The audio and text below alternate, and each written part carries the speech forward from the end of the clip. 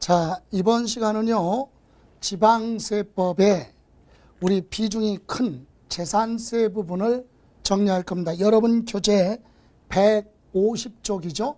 150쪽에 재산세는요, 세 문제가 출제되는데 그 중에 한 문제는 붙박이에요. 붙박이라는 얘기는 여러분 150쪽에 보시면 완전학습 핵심 키워드 있죠. 거기에 보시면 재산세에서는 과세 대상, 두 번째 과세 대상에서 한 문제, 그리고 납세 의무자에서 한 문제, 그리고 저 뒤에 납기 있죠. 납기, 부가징수, 맨 마지막 끝에 있는 납기나 부가징수, 여기에서 한 문제, 이렇게 해서 세 문제가 출제되는데 그 중에 납세 의무자 있죠. 위에서 네 번째 납세 의무자, 이건 붙박이다. 그러니까 20회서부터 28회까지 한 번도 거른 적이 없어요. 납세 의무자는. 그러니까 재산세 납세 의무자는 그냥 시험 문제 한 문제다 이렇게 생각을 하시면, 나머지는 과세 대상이나 그 다음에 납기, 부가징수, 여기서 두 문제, 도합 세 문제가 출제되고 분량은 한 4시간 정도 분량인데 4시간 정도 해서 세 문제 나오면 할만하지요. 그죠? 자, 그러면 재산세가 뭐냐 이거죠. 여러분 지금까지 앞에서 공부한 취득세나 등록면허세는 거래세고 유통세예요. 특히 취득세 같은 경우는 부동산 시장이 활성화가 돼서 매매 거래가 자주 발생하면 취득한 사람이 단계마다 취득한 사람이 많으니까 취득세가 계속 들어올 거 아닙니까? 반대로 부동산 시장이 침체가 돼서 부동산이 동결되면, 거래가 발생하지 않으면 취득한 사람이 없으니까 취득세가 조금 들어와요. 그래서 지방자치단체는 부동산 시장하고 취득세는 밀접한 관계가 있죠. 그러나 지금 공부해야 될 재산세는요, 부동산 시장하고 관계없이 있었던 물건이 없어지거나 없었던 물건이 새로 생기는 거 외에는 매년 똑같이 정해놓은 기준 가격 가지고, 국가가 정해놓은 기준 가격 가지고 세금을 계산하기 때문에 크게 변동이 없다는 사실이에요. 그래서 지방세 중에서 가장 안정적이다. 즉 시장군수구청장은 작년에 자기 관할구역에 재산세 거둔 걸 보고 올해 들어올 재산세나 내년에 들어올 재산세를 미리 예측할 수도 있다. 그래서 크게 변동이 없다. 그래서 안정적인 지방세로 되어 있는데, 여러분 지방세 중에 재산세 특징 몇 가지만 보고 갑니다. 첫 번째, 재산세는요 1년 중에 하루를 기준합니다. 1년 중에 하루, 그날을 우리는 과세 기준일이다. 그래서 6월 1일이죠. 재산세 과세 기준일은 왜 이렇게 중요하냐? 재산세를 과세할 때 6월 1일 기준으로 모든 것이 결정되는 거예요. 다시 말하면 첫 번째, 과세 기준일에 재산세 과세 여부가 결정이 됩니다.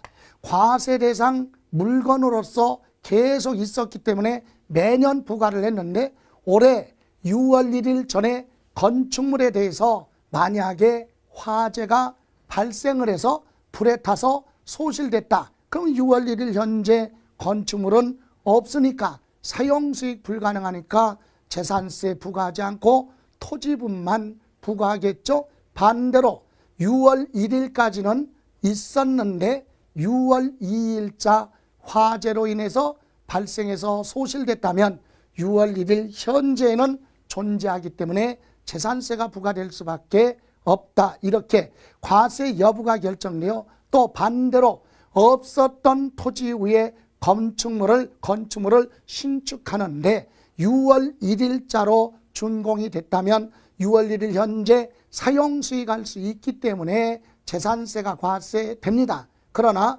6월 2일자로 건축물이 준공됐다면 6월 1일 날에는 공사 중에 있기 때문에 과세 대상이 아니다. 이렇게 과세할 거냐 안 할 거냐 결정은 6월 1일 결정이죠. 그죠? 또 하나 용도. 재산세는요, 똑같은 재산이라도 6월 1일 사용하는 사실상 현황으로 부과합니다. 사실상 용도. 다시 말하면 등기권리증에 임야로 기재되어 있는데 개간을 해서 소유자가 6월 1일 현재 농사 짓고 있으면 농지로 보고 재산세를 부과하는 거지 임야로 보고 부과하는 건 아니다. 또 등기권리증에 주택으로 되어 있는 주거용 건물을 6월 1일 현재 휴양, 피서, 놀이 등의 공간으로 이용하고 있으면 그건 주택이 아니라 별장으로 보고 재산세를 부과하게 됩니다. 또 만약에 상가 건축물에 대해서 매년 재산세를 부과하는데 올해는 세입자가 바뀌어서 6월 1일 이전에 세입자가 바뀌어서 예를 들어서 유흥주점이 건축물에 들어왔다면 그건 고급 오락장으로서 사치성 재산에 해당하기 때문에 재산세를 아주 높게 부과하죠. 이렇게 용도에 따라서 6월 1일 기준으로 판단하고 또 누가 세금을 내야 되느냐, 당연히 납세 의무자는 누구냐 이거죠. 납세 의무자는 6월 1일자 소유자입니다. 6월 1일 소유자가 납세 의무자다 원칙이. 그럼 6월 1일 소유자라는 개념은 계약서상에 개인과 개인끼리 부동산을 사고 팔 때 6월 1일자 계약서상에 잔금 지급일로 기재되어 있는 상태에서 매수자가 6월 1일자로 기재됐으면 그 매수자가 재산세 납세 의무자가 되는 거고, 만약에 6월 2일자로 부동산을 취득한다면 올해는 납세 의무가 없고 6월 1일 소유자인 매도자가 납세 의무자가 된다는 얘기예요. 그래서 부동산을 취득할 때 보유세만 생각한다면 6월 1일 지나서 취득하는 게 보유세 절세 효과가 있다. 그렇다면 반대는 어때요?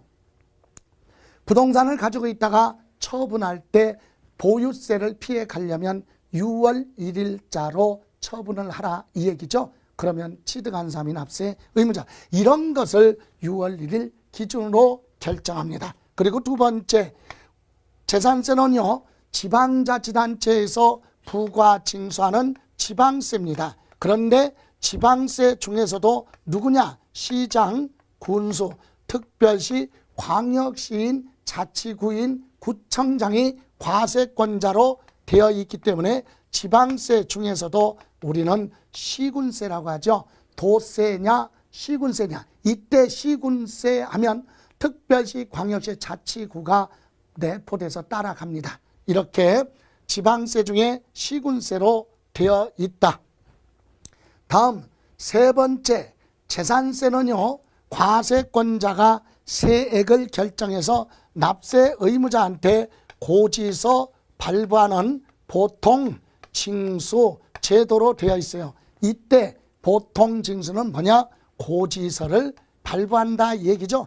고지서를 발부하는 그런 제도로 되어 있다. 그렇다면 우리가 연상되는 게 바로 뭡니까?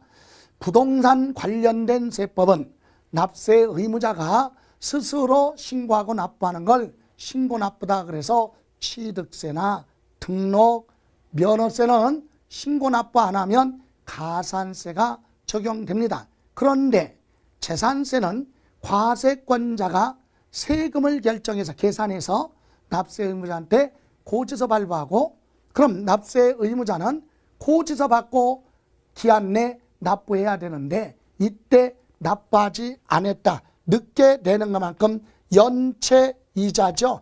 연체이자 성격이에요. 연체이자 성격인 뭐가 붙는다? 가산금이 적용된다. 그래서 고지서에 기재된 날짜까지 납부하지 않으면 가산금이 붙는다. 이것도 연관시켜서 연상시켜야 되고, 또 우리 재산세에서 고지서 발부할 때는요, 소액 징수 면제 제도가 있어요. 소액 징수 면제. 원래의 용어의 뜻은 뭡니까? 과세권자가 과세표준에 세율을 곱해서 세금을 계산했더니 2,000원도 안 되는 소액이다. 그런데 그걸 걷어가기 위해서 고지서를 발부한다면 비용이 많이 소요되니까 실익이 없다. 그래서 징수하지 않죠. 그래서 우리 재산세는 고지서 한 장당 징수할 세액이 걷어갈 세액이 얼마? 2,000원 뭐일 때 미만은 뭐 하지 않는다. 징수하지 않는다라고 하는 특징이 있어요. 그래서 시험에서도 많이 언급이 됩니다. 2,000원 미만 이 얘기는 2,000원이 안 되는 세금이에요. 1,999원은 징수하지 않는다 이거고, 만약에 2,000원은 징수를 한다는 얘기죠. 자, 다음 마지막으로 우리 지방세법에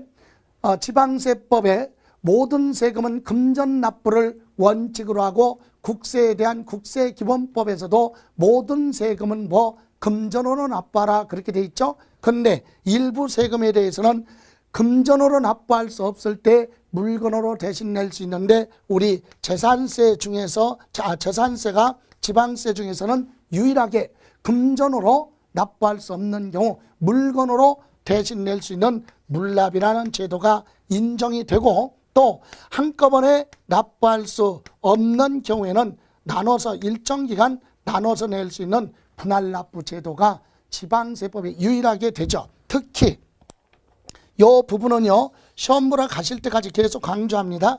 우리나라 조세 24가지 세금 중에서 물납이 되는 거는요, 재산세하고 또 하나 뭐 상속세, 요 두 가지만 물납을 인정하고 있고, 다른 세금은 물납이 안 됩니다. 특히 재산세 여기 분할납부 있죠? 올해 개정됐어요. 분할납부 요거 개정. 자, 개정 법률에 또는 자료에 나와 있듯이 재산세, 지방세는 분할납부 500만 원 초과할 때는 한꺼번에 납부하기가 어려우니까 부담이 크니까 45일까지 나눠낼 수 있다 이렇게 되어 있던 분할납부 제도가 2018년이죠. 내년부터는 어떻게 한다? 2개월까지 분할납부할 수 있다 이 얘기입니다.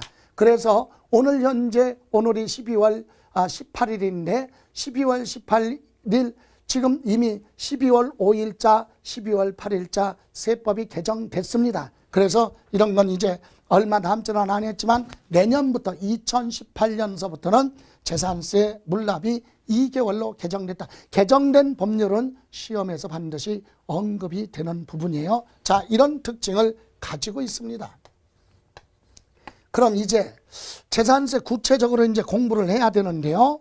예. 그래서 여러분 재산세를 공부할 때 항상 부동산세법뿐만이 아니라 모든 세법은 공부하는 순서가 있다 그랬어요. 그죠? 자, 우리가 지금 공부할 재산세를 공부하려고 하는데 가만히 생각해 봐요. 어떤 것부터 공부해야 되는지. 그래서 세법에는 재산세는 재산을 가지고 있을 때 되는 게 재산세거든요. 그럼 어떤 재산 가지고 있을 때 재산세 내라고 할 거냐? 그것부터 알아야 되겠죠. 그걸 뭐라 그래? 과세 대상이라고 그래요. 무엇에 대해서 세금 내라고 할 거냐? 과세 대상, 과세 물건 이렇게도 얘기하죠. 그래서 먼저 과세 대상 공부하고, 그리고 나서 납세 의무자 어떤 금액으로 계산할 것이냐, 과세 표준 몇 퍼센트로 할 거냐, 세율 이렇게 해서 세금이 나오면 납세 의무자가 스스로 신고하고 내면 신고납부라고 하고, 고지서 받아서 내면 보통 징수. 그죠? 신고납부 안 하면 가산세 붙고, 고지서 받고 안 내면 가산금 붙는다. 이게 우리 세법의 기본 내용이에요. 그러면 과세 대상부터 보죠. 그래서 여러분 교재 보시면 먼저 152페이지 과세 대상이 나옵니다. 재산세 과세 대상은 1년 중에 하루, 언제 과세 기준일 하면 매년 6월 1일이죠. 6월 1일이 되면 누구는 시장, 군수, 그리고 특별시, 광역시 안에 있는 자치구인 구청장이죠.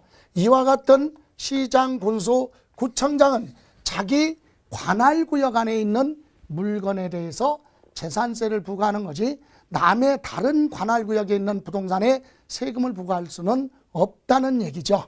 자, 그러면 시장, 군수, 구청장은 자기 관할구역에 있는 물건에 대해서 부과하는데 먼저 과세 대상을 제목만 보면 토지가 있어요. 토지. 그리고 두 번째 건축물이죠. 건축물. 그리고 세 번째 주택입니다. 주택. 그리고 네 번째 가서 항공기. 그리고 다섯 번째 선박. 이 물건에 대해서만 재산세 과세를 하는 거죠. 그럼 자동차 같은 건 자동차세 되고 재산세 과세 대상이 아니다. 기계장비 같은 건 재산세 부과하지 않습니다. 이렇게 다섯 가지 물건에 대해서 과세를 하는데 요거 과세 대상에 들어가기 전에 요거 잠깐, 시장, 군수, 구청장은요 자기 관할구역에 있는 이 물건에 대해서 매년 재산세를 부과할 때마다 조사하기가 번거로우니까 시장, 군수, 구청장은 과세 대장이라고 하는 장부를 만들어서 여기에 뭐를 한다? 기재를 해요. 기재. 그래서 과세 대장에다가 뭐 한다? 기재해놓고 이 기재된 내용으로 부과를 하는데, 여기 보실래요? 그런데 이 과세 대장에 기재되어 있는 내용하고 사실상 6월 1일 사용하는 현황이 같아야 정상인데 서로 다를 수도 있어요. 그럴 때는 뭘로 가느냐? 사실상 현황, 사실상 현황으로 과세를 하겠다. 이 얘기는 무슨 말이냐? 6월 1일 현재 사용하는 용도로 보고 과세를 한다 이 뜻이에요. 그래서 등기 권리증에 임야로 되어 있는데 6월 1일 현재 농사 짓고 있으면 농지로 보고 과세할 것이고, 등기 권리증에 주택으로 되어 있는데 6월 1일 현재 휴양시설 등으로 사용하면 별장으로 보고 과세하겠다. 또 건축물도 상가 건물 가지고 있는데 세입자가 바뀌어가지고 유흥주점이 들어와서 사치성 재산이 됐다면 일반 건축물보다 사치성이 높으니까 사치성으로 부과한다. 이런 건 전부 다 6월 1일 사실상 현황으로 보고 부과한다. 그래서 여기까지 확인해 보고 가면 152페이지 과세 대상, 재산세는 시군 내 소재하고 있는 토지, 건축물, 주택, 선박, 항공기를 과세 대상으로 한다. 이 경우 재산세 과세 대상 물건이 공부상의 등기부 등에 기재되어 있는 내용, 공부상 현황과 사실상 현황은 6월 1일 실제로 사용하고 있는 용도가 같아야 정상인데 서로 다를 수도 있다. 그럴 때는 세법은 뭘로 간다? 실질과세이기 때문에 사실상 현황으로 보고 부과를 하겠다. 사실상 현황, 사실상 용도로 보고 과세를 합니다. 자, 그러면 이제 과세 대상 하나씩 보죠. 토지 그랬죠? 토지는 우리나라에 있는 토지는요, 토지 땅을 어디에 이용하고 있느냐에 따라서 땅에 이름을 붙여놨죠. 땅에 이름을 지어놓은 법률이 바로 뭐냐? 공간정보 구축 및 관리에 관한 법률에 28가지 토지의 지목을 열거해 놓고 모든 토지는 이 지목으로 기재하라 이렇게 되어 있어요. 그래서 거기 보시면 토지란 공간정보 구축 및 관리에 관한 법률에 등록 대상이 되는 토지와 그랬죠. 그건 28가지로 되어 있는 그런 토지와 그 밖에 사실상의 토지를 말한다. 그 밖에 사실상 토지하면 바다나 하천을 매립을 해서 아직 토지대장에 등재를 안 했어도 사실상의 토지라면 그 지역을 관할하는 시장, 군수, 구청장은 재산세를 부과한다 이 얘기예요. 그래서 모든 토지 재산세 부과하겠다. 요거 다음 두 번째 건축물이 있습니다. 건축물은요, 취득세에서 얘기하는 건축물이나 재산세에서 얘기하는 건축물이 똑같아요. 왜? 법이 똑같잖아요. 지방세법이니까. 그래서 우리 건축물은 취득세에서 얘기한 것 같이 첫 번째 줄 건축물이란 건축법에 따른 건축물과 그랬어요. 자, 건축법 건축법 규정에 따른 건축물과 그랬어요. 건축물과 또 하나는 토지 또는 지하 다른 구조물에 설치가 되는 레저시설, 저장시설, 도크, 접안시설, 급배수 시설 및 또는 에너지 공급 시설, 기타 이와 유사한 시설물과 여기에 딸려있는 시설물을 말한다 그랬어요. 그죠? 자, 이건 무슨 말이냐? 여기 보세요. 이것은 토지 등 하면 토지 위에 또는 지하에 설치되는 각종 뭐가 있어요? 시설물이 있으면 그것까지도 우리는 넓은 의미의 뭐라고 한다? 건축물이라고 한다. 그럼 참고로 건축법 규정에 의한 건축물 하면 건축법 2조 1항 제2호 규정에는 이렇게 되어 있어요.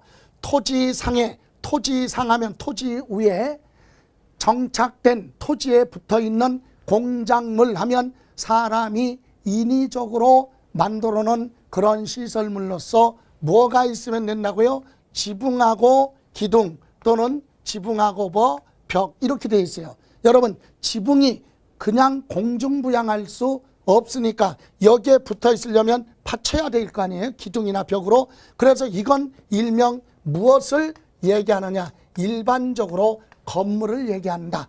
건축법 규정에 의한 건축물은 건물이고, 건물은 지붕하고 뭐예요? 기둥 또는 벽이 있으면 건물이라고 한다. 그죠? 그러면 토지 등에 정착된 시설물 하면 지붕이 없어요. 그러니까 건물이 아니지만 토지 위에 또는 지하에 묻혀서 설치가 되는 각종 시설물이 있으면, 예를 들어 골프 위락시설물에 여러분 레저시설 하면 고급 골프 연습장 같은 거 있죠? 어떻게 생겼어요? 토지 위에다가 철탑 세워져 있고 그물망 쳐져 있잖아요. 이런 건 지붕이 없으니까 건물이 아니라 보다 별도의 시설물, 레저시설, 그것도 건축물이에요.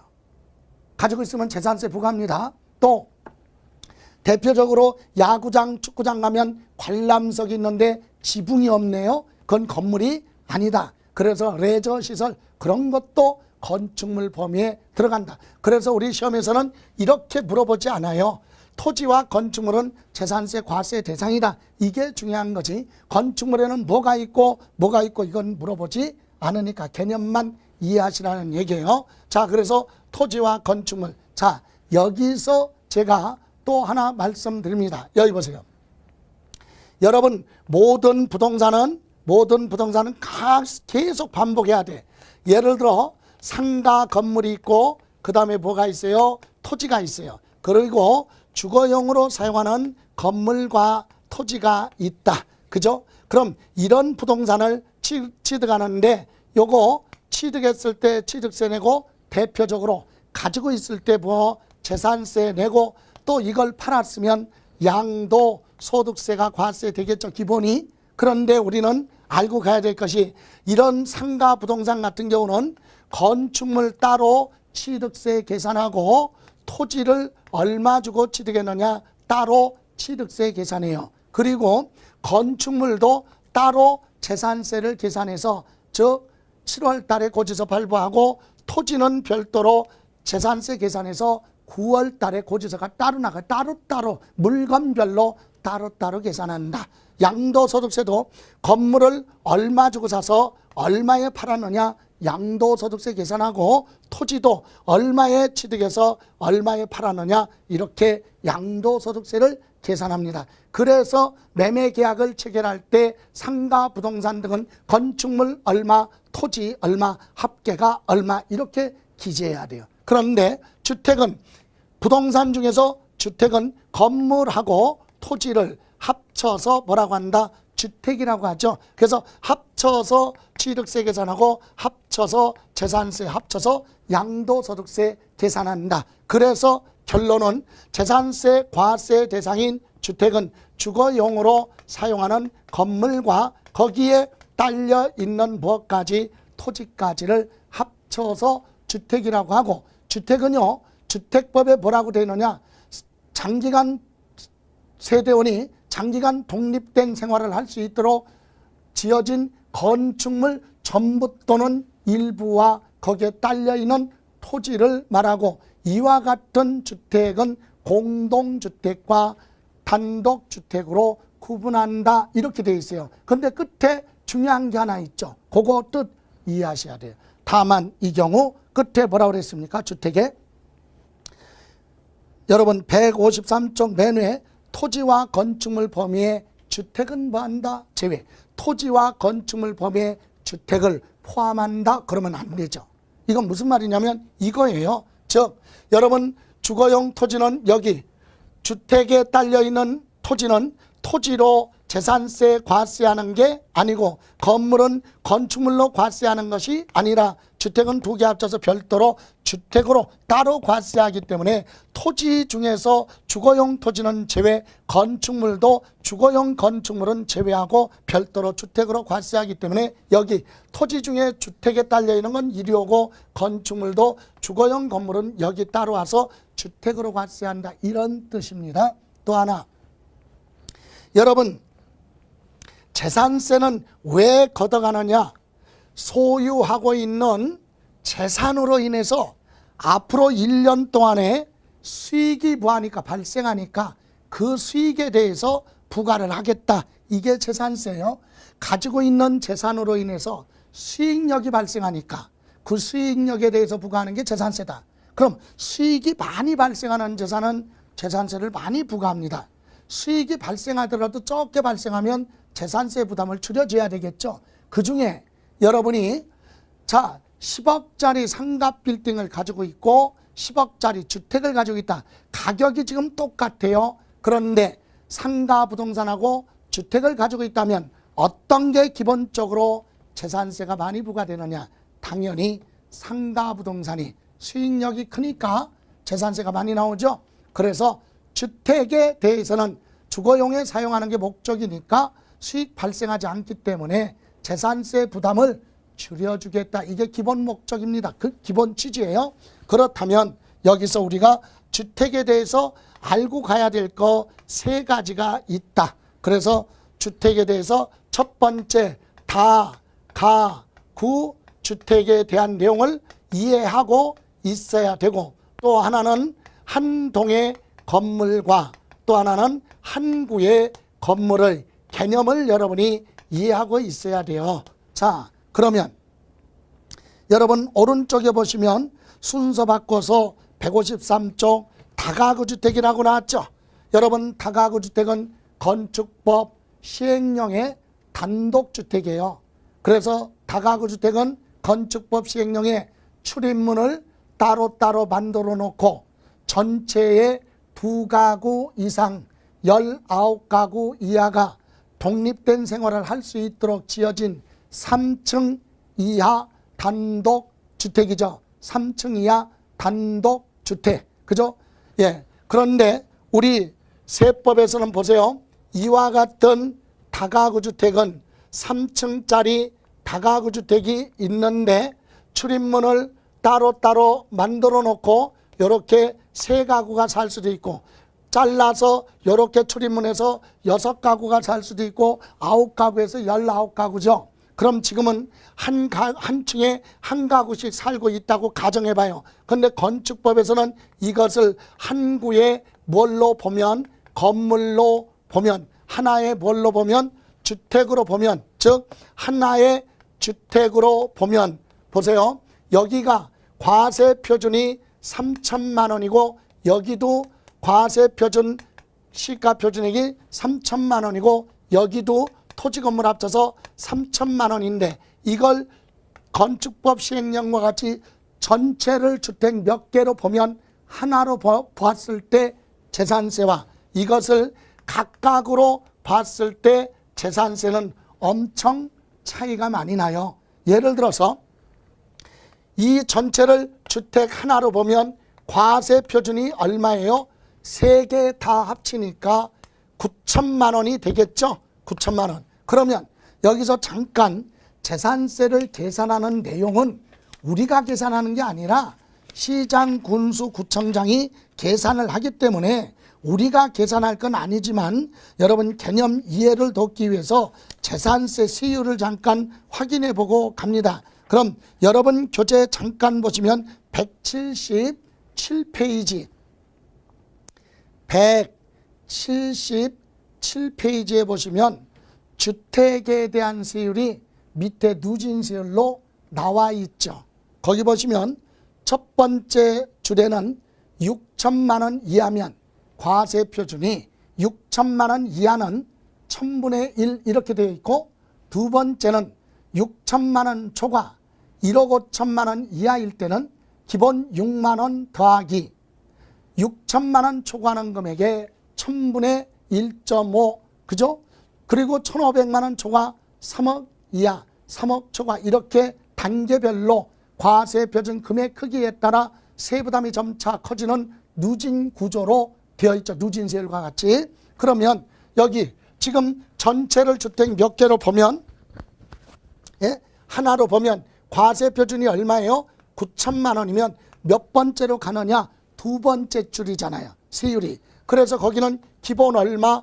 6만 원. 왜 6만 원이 붙었느냐? 첫 번째 6천만 원 이하 6천만 원을 세금 계산하면 6만 원이 나와요. 그래서 밑에 6만 원 기본 깔고 가는 거지. 그래서 6만 원 더하기 여기서 6천만 원을 뭐하는 거 초과하는 거 빼면 얼마입니까?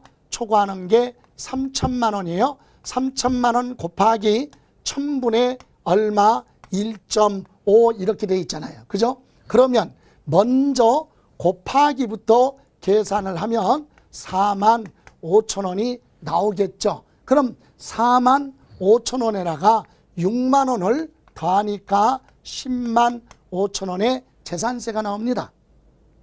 그러니까 전체 주택을 하나로 보면 10만 5천 원이 나오겠죠. 그런데 이걸 각각 주택으로 보면 3천만 원 과세 표준이면 첫 번째 칸에 1000분의 얼마예요? 1. 1000분의 얼마? 1이죠. 그럼 계산하면 3만 원이 나옵니다. 그럼 여기도 3만 원, 여기도 3만 원. 그래서 세 개를 따로따로 계산해서 합치면 세 개 합쳐도 9만 원밖에 안 나오죠. 자, 보세요.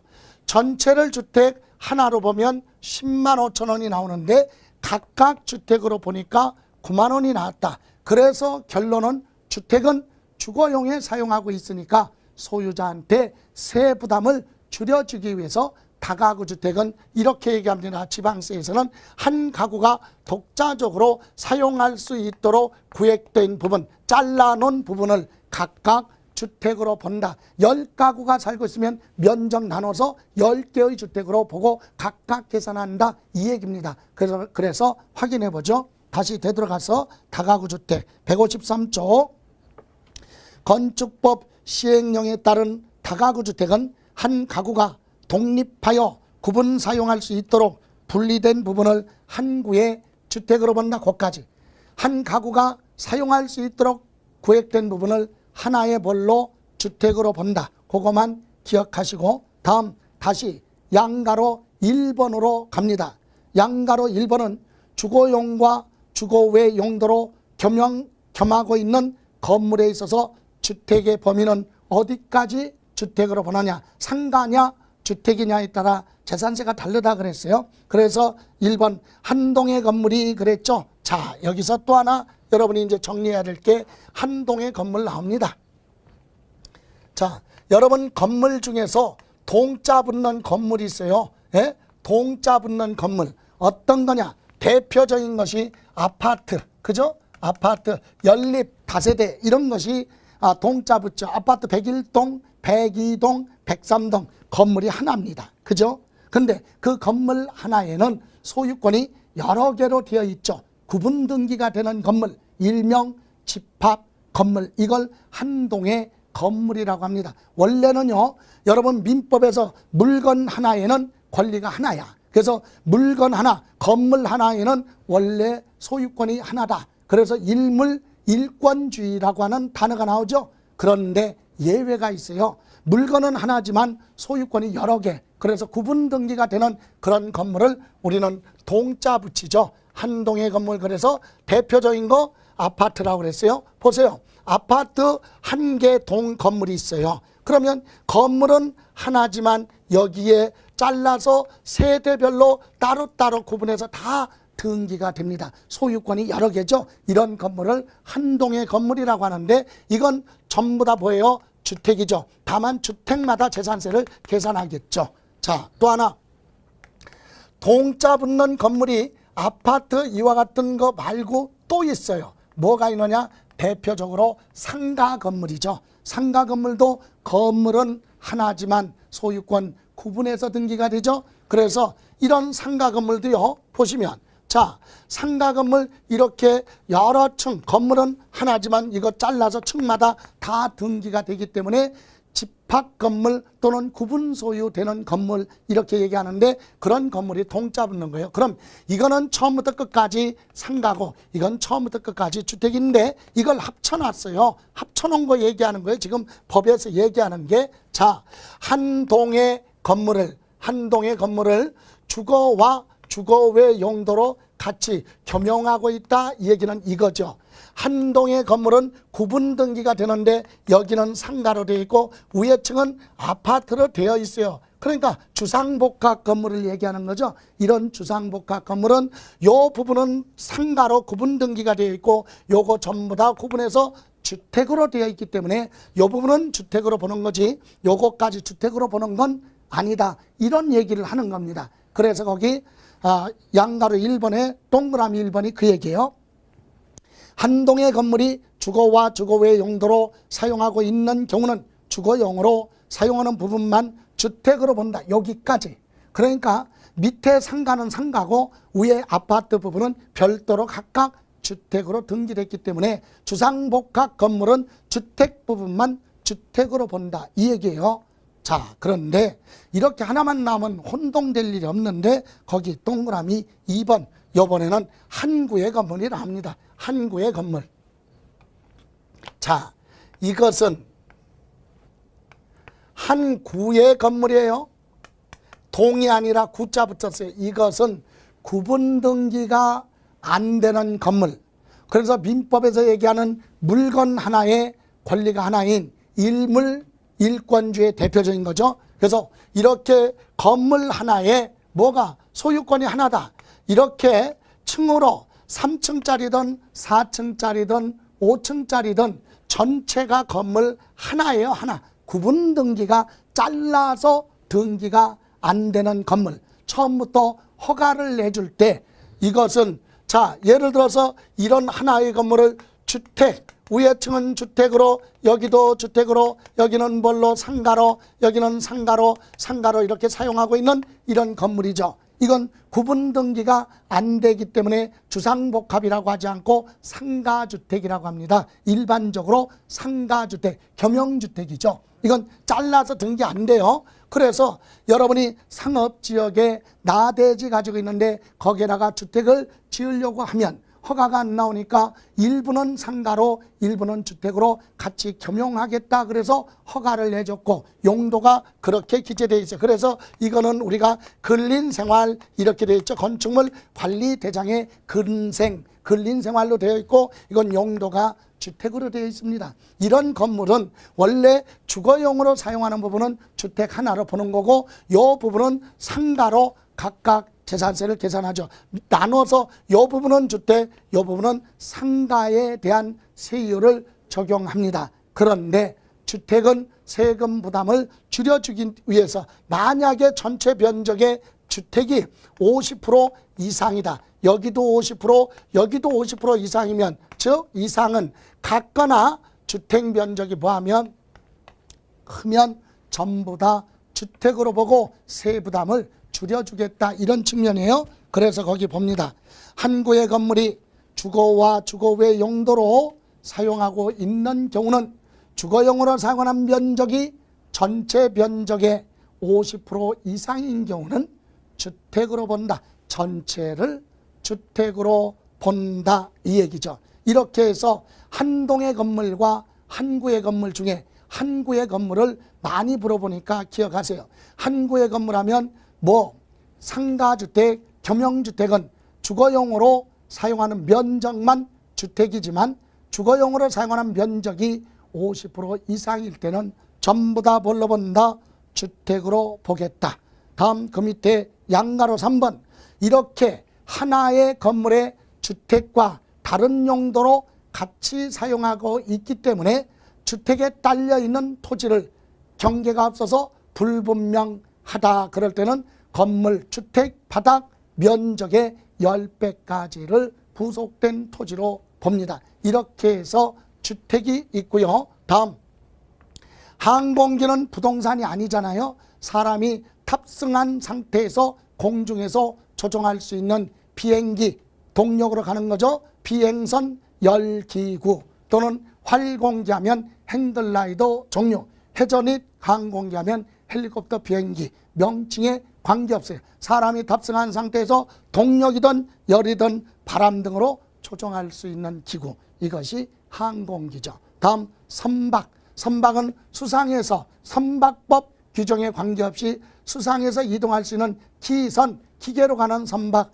범선, 무동력이죠. 바람 등을 이용해서 가는 그런 선박. 큰 배에 달려있는 이동수단인 부수적인 부선이 되거나 아니면 그거 외에도 관광용으로 사용하는 잠수 캡슐이나 아니면 한강 주변에 건축자재를 싣고 다른 배에 끌려가는 그런 전마선, 이와 같은 선박도 전부 다 선박으로 보고 가지고 있으면 재산세를 부과하겠다. 이렇게 해서 과세 대상 물건에 대해서는 이렇게 5가지로 되어 있다. 아까 말씀드린 대로 이와 같은 과세 대상 물건에 대해서 사실상 현황과 공부상 현황이 서로 다르면 사실상 현황에 따라서 재산세를 부과합니다. 그러면 재산세 과세 대상에서는 물어볼 수 있는 시험에 한 문제가 토지에 대해서 물어볼 수도 있고 아니면 주택에 대해서 이 부분 물어볼 수도 있죠. 그럼 토지는 무엇을 물어보느냐? 토지에서 물어보는 건 이제 다음 시간에 설명드릴 거지만 참고로 제목만 보신다면 154페이지에 보시면 과세 대상 토지는요 6월 1일 현재 어떤 용도로 사용하느냐에 따라서 시장군수구청장이 재산세를 계산할 때 세 가지로 구분해요. 종합합산 토지도 있고 별도합산 토지로 분류를 하고 분리과세, 이렇게 3가지로 구분을 해서 재산세를 계산하는데 거기 154쪽 박스 안에 보시면 이때 어떤 토지가 종합합산이냐? 한마디로 얘기하면 비사업용 토지다.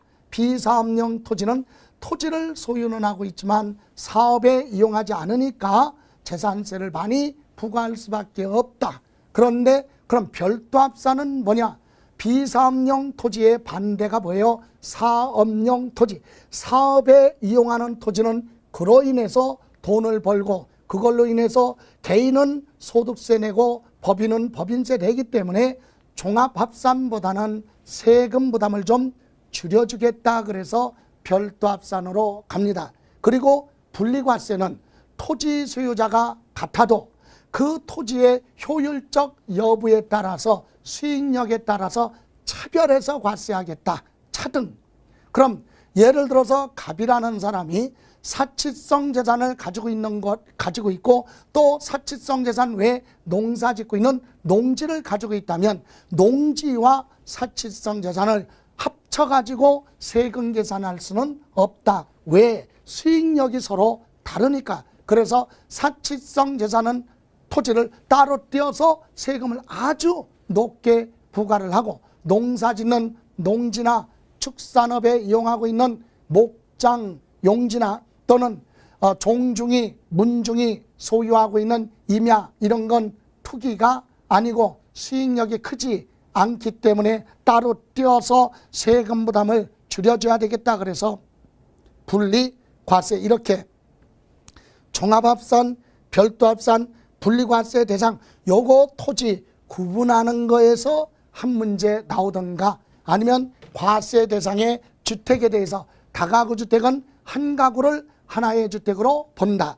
한 동의 건물은 주택 부분만 주택으로 본다. 한 구의 건물을 주거와 주거외 용도로 사용할 때 주택 면적이 50% 이상이면 전부 다 주택으로 본다. 이 부분에 대해서 물어보던가 과세 대상 그렇게 둘 중에 하나 물어볼 수 있죠. 그래서 과세 대상 토지에 대한 부분은 다음 시간에 설명드리는 걸로 하고 이번 시간은 재산세, 납세 의무자까지만 정리하는 걸로 과세 대상까지만 분리하는 걸로 하겠습니다. 자, 고생하셨습니다. 수고하셨습니다.